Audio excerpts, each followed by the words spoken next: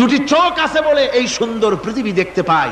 চোখ দুটি না থাকলে পৃথিবী অন্ধকার, মা দেখতে পাবো না, কোরআন দেখতে পাবো না, পৃথিবী দেখতে পাবো না, বাপ দেখতে পাবো না, সন্তান দেখতে পাবো না, দুনিয়াটা মিথ্যা হয়ে যাবে, ঠিক কিনা?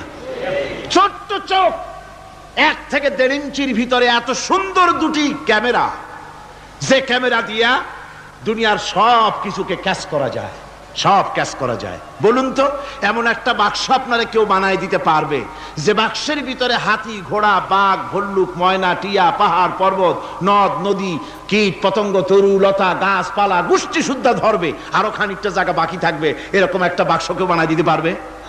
পারবে না। এমন একটা বাক্স পৃথিবীর কোন মিস্ত্রি বানাতে পারবে না।